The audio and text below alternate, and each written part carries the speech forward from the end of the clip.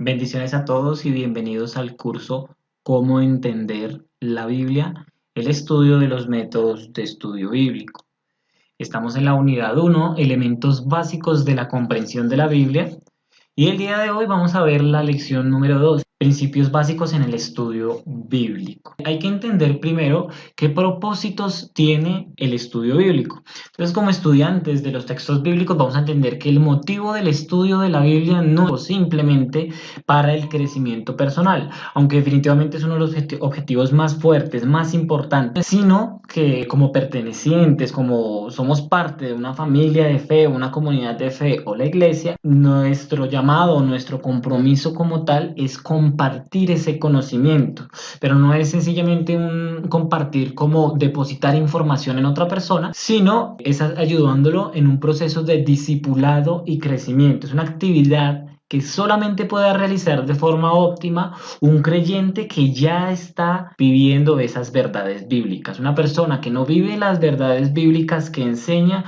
no está en las capacidades para hacer la tarea que realiza. Entonces nos capacitamos para estar a la altura de la tarea de capacitar a otros. Requisitos para ese estudio bíblico. El primero es el entendimiento espiritual, que como lo mencionamos en la lección anterior, es la comprensión espiritual de los textos bíblicos. Es decir, aquel que pretende entender o estudiar la Biblia de una forma metódica debe ser una persona llena del Espíritu Santo, con una comprensión espiritual del texto. No hay nada peor que un sabelotodo que no vive los textos bíblicos que tanto estudia. Entonces, por eso otro de los requisitos para el estudio bíblico es el carácter espiritual. El estudiante de los textos bíblicos debe tener un nivel de madurez para estudiar el texto de forma seria y para enseñarlo. Entonces es necesario que exista un equilibrio, aunque va a ser muy complicado de tener después de comenzar un estudio serio de los textos bíblicos, un equilibrio entre lo que aprendemos y cómo lo vivimos. Definitivamente con estos métodos de estudio vamos a tener una cantidad de información muchísimo mayor a la que estamos acostumbrados a tener con respecto a los textos y con respecto a nuestro crecimiento. Cada vez que vayamos avanzando en ese estudio nos vamos a dar cuenta de lo lejos que estamos de cumplir con todo lo que el texto bíblico demanda o establece. Entonces, la demanda es mucho más alta para quien conoce y quien continúa aprendiendo. Es necesario que quienes se acercan a la palabra de Dios con la intención de profundizar en ella manifiesten esa evidencia del fruto. Existen otros requisitos para el estudio bíblico con respecto a nuestra mente. El primero de ellos es una mente alerta. Es necesario que el estudiante de los textos bíblicos utilice su mente para glorificar a Dios. Este es uno de los requisitos, es necesario que usemos la cabeza. No va a llegar sencillamente por revelación espiritual, sino que es necesario que utilicemos la mente, que nuestra mente esté alerta, que haya una concentración considerable para el estudio de lo que puede llegar a ser muy complejo. De ninguna manera existen tontos o inteligentes en este campo de estudio, sino que cada uno da lo que Dios le permite en lo que está haciendo, en la tarea de estudio que está realizando. Dios no quiere mentes ociosas que desperdician sus capacidades en actividades vanas, sino mentes concentradas en su revelación y en el descubrimiento de la voluntad de Dios. Es importante comprender que el estudio bíblico requiere el uso de la cabeza, es un constante uso de la mente, y definitivamente para los métodos de estudio de los cuales hablamos en la anterior lección, de lo que vamos a empezar a ver en esto, van a requerir una concentración y utilizar la cabeza. No es para que nos frustremos, no es para que nos sintamos mal, no vamos a estar imposibilitados porque seamos más o menos inteligentes, sino que vamos a poner todo lo que podemos para hacer nuestro estudio mucho más profundo y mucho más enriquecedor en todas las cosas que vamos a realizar. Y el siguiente es una mente abierta. Es importante que el estudiante del texto bíblico tenga una mente abierta, y es muy común que cuando comenzamos a estudiar profundamente los textos bíblicos vamos a chocar con las realidades espirituales de la Biblia. Muy seguramente las cosas que nosotros creíamos saber no tienen ningún fundamento bíblico y no tienen ninguna base para considerarse un argumento bíblico. Entonces es necesario que abramos la mente, que entendamos que mucho de lo que sabemos seguramente no es correcto y que debemos desaprender para que volvamos a aprender la verdad. Necesitamos limpiar nuestra cabeza de las cosas que realmente no están en los textos bíblicos para comenzar a absorber comprender toda esa información, que es mucha, con respecto a la verdad de Dios. Entonces, una recomendación muy importante en este tema del estudio bíblico, cada vez que nos acerquemos a un libro de la Biblia, sería muy bueno que podamos empezar a leerlo como si fuera la primera vez. Tal vez lo escuchamos, tenemos una idea de algún predicador que nos dijo una cosa, o seguramente leímos algún otro libro que habla con respecto a él, y digamos que entramos en el texto con una idea preconcebida. Ya existen en nuestra mente prejuicios con respecto a este libro. Pero entonces, cuando nosotros comencemos a leerlo más seriamente, va a ser necesario que lo hagamos con la mente abierta, en disposición de aprender, como si no lo hubiéramos leído antes, como si nunca lo hubiéramos leído. Entonces es importante mantener la mente abierta y entender que hay muchas cosas que seguramente no están bien en lo que nosotros creemos conocer de la Biblia. Y como lo mencionamos en la primera lección, la herramienta más fuerte que vamos a tener para el estudio de la Biblia es la Biblia misma. Y es importante mantener el principio de la simplicidad en el estudio en todo momento que estemos estudiando, ya sea en estos primeros niveles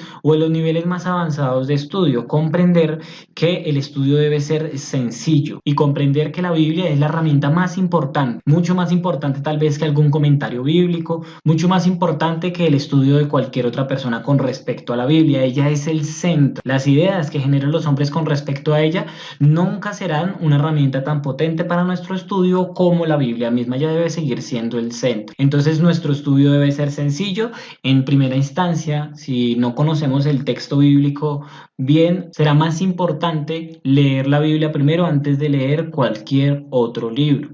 Si usted tiene la intención de leer libros que hablen acerca de la Biblia, yo le recomiendo que mejor lea la Biblia completa. La Biblia es el centro de todo lo que nosotros queremos aprender y dependerá de Dios todo lo que nosotros aprendamos. Si nos anclamos a que el estudio debe ser enfocado en la Biblia, vamos no solamente a estudiarla, sino a aprender de ella y a crecer espiritualmente. Será la herramienta más fuerte y más importante en el estudio que vamos a realizar. Es necesario que la sociedad actual tenga cristianos y una iglesia con un conocimiento claro de la verdad que defienden o que proclaman, no solamente las ideas superficiales que algunos predicadores dan o que escuchamos en algún video o que nos compartió alguna persona. No, es necesario que el cristiano tenga un profundo conocimiento y un profundo hábito de estudio y, si es posible, un estudio metódico del texto bíblico. Si nos encontramos en este curso, estamos dispuestos a profundizar y sabemos la importancia de esta verdad, la importancia de conocer los textos bíblicos y entender del mensaje que estamos hablando. Existen muy malos hábitos de lectura en nuestra sociedad. La mayoría de lo que los cristianos creen conocer acerca de la Biblia escucharon de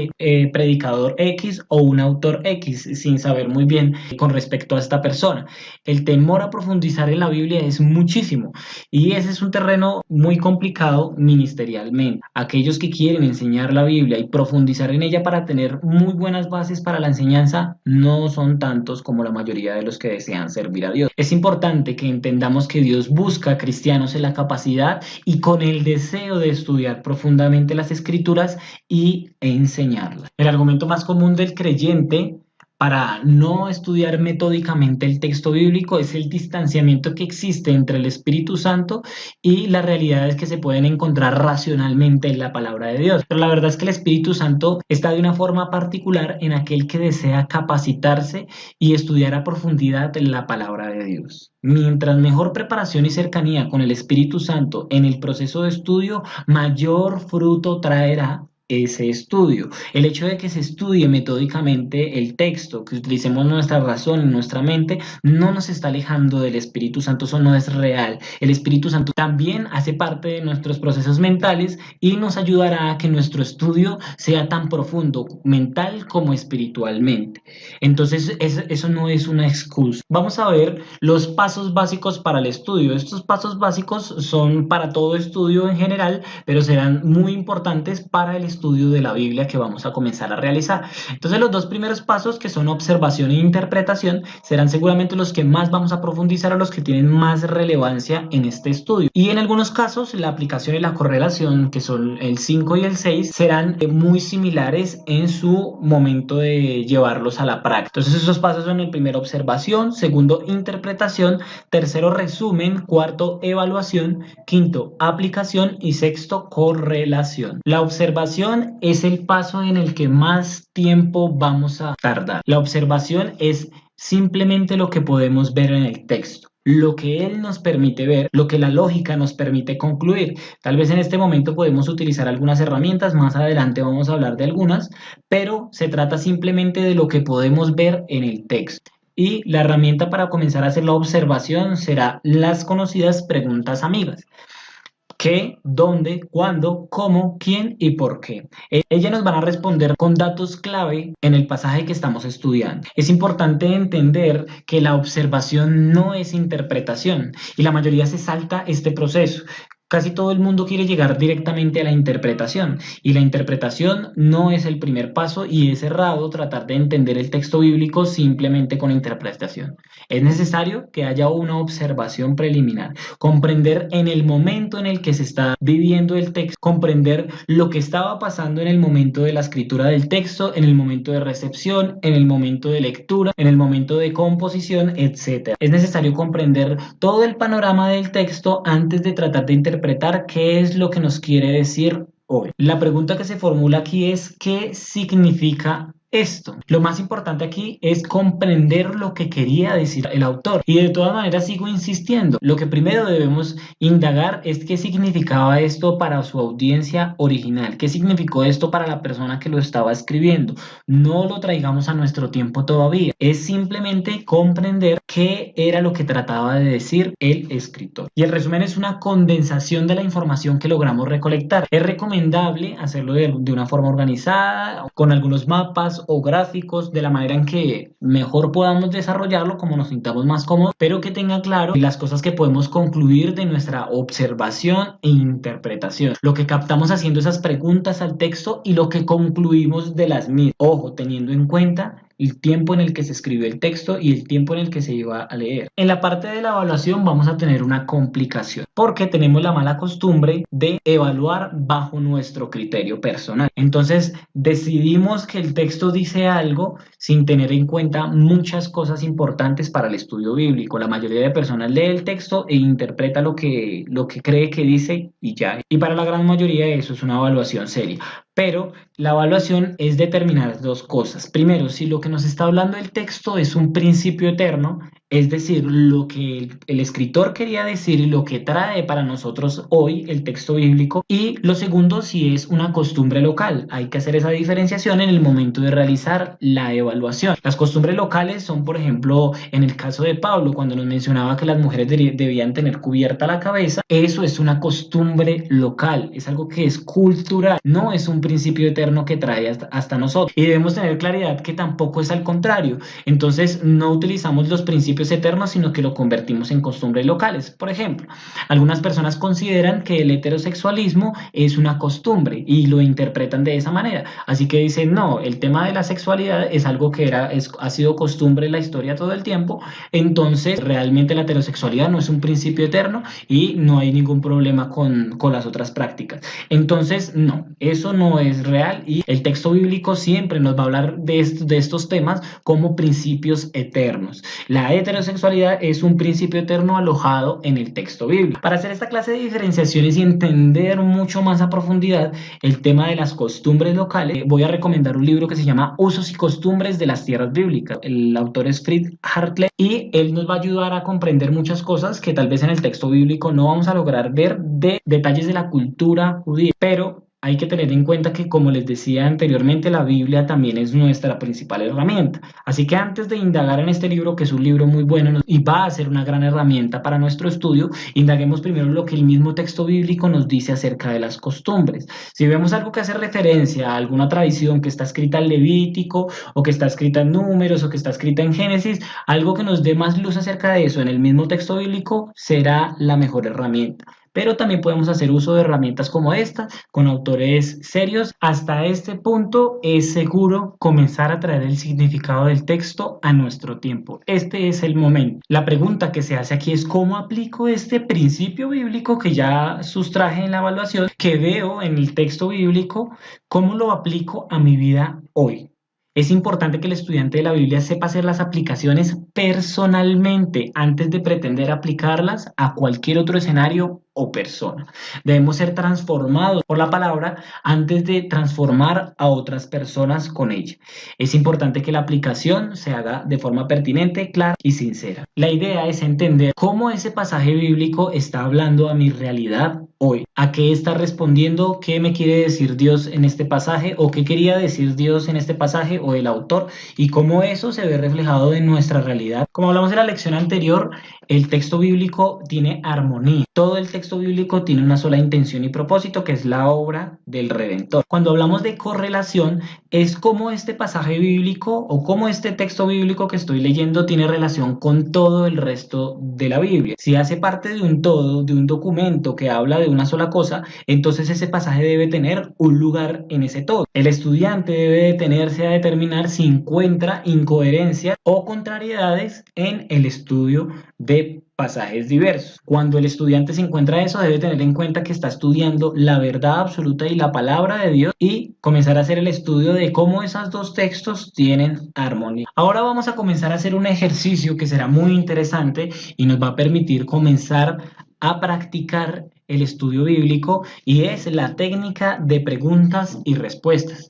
Nuestro Señor Jesús era experto en esa técnica y la empleaba constantemente con aquellos que lo cuestionaban por lo que hacía.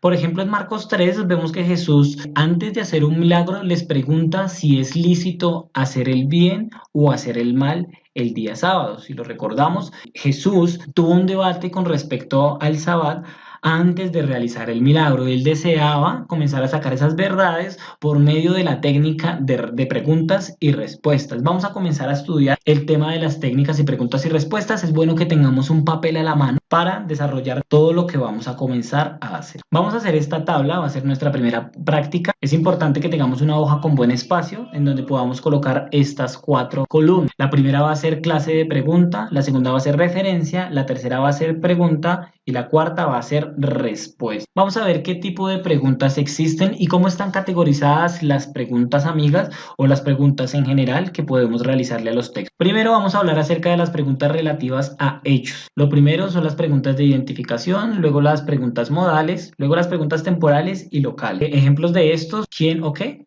Para identificación, los modales cómo, los temporales cuándo y los locales dónde. Vamos a avanzar en esto para comenzar a comprender a qué categoría pertenece cada pregunta. La primera de ellas es las preguntas de identificación. Lo que tratamos de resolver aquí es quién habla, qué es lo que dice. La intención es identificar personas, objetos o contenidos. Entonces lo primero que vamos a hacer es buscar en Filipenses 1:12 este tipo de pregunta. La primera pregunta en identificación es ¿quién? En Filipenses 1:12 vamos a buscar a quién está dirigida. Y la segunda pregunta de identificación, que es ¿qué? ¿Qué quiere decir el escritor? Que sepan, vamos a anotarlo de esta manera en la hoja en que estamos desarrollando la lección, y vamos a utilizar estas viñetas para no hacer repeticiones y agilizar un poco el proceso de escrito. El segundo tipo de preguntas son las preguntas modales. ¿Cómo? ¿Cómo se realizó esto? ¿Qué medio utilizó? ¿De qué manera se hizo? Entonces en nuestra tabla vamos a utilizar el tipo de pregunta modal para responder a la referencia que tenemos de esta en el versículo 14 del mismo Filipenses 1. Entonces la intención es que cuando utilizamos estas viñetas estamos refiriendo a que estamos hablando del mismo pasaje de arriba, y cuando solamente mencionamos el versículo también estamos haciendo referencia al mismo libro y al mismo capítulo. Sucede lo mismo con el segundo tipo de pregunta modal.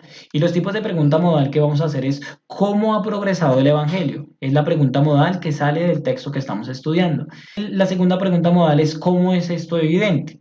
Entonces la idea es que desarrollamos las preguntas y vamos respondiendo en el espacio de respuesta. El siguiente tipo de preguntas son las preguntas temporales. ¿Cuándo? ¿Cuándo se realizó esto? ¿En qué momento? Y no es necesario ser específicos, habrán varios inconvenientes en dar fechas históricas exactas en esta parte, pero, un punto de referencia temporal nos va a ser de gran ayuda. ¿Antes de qué? ¿Después de qué? ¿Cerca de qué? Pero que de alguna manera estemos ubicados temporalmente. Aquí vamos a empezar a utilizar el tipo de pregunta temporal cuando con Filipenses 1 del 12 al 14, aquí ya hicimos la especificación de que va completo, y la pregunta va a ser ¿cuándo ocurrió?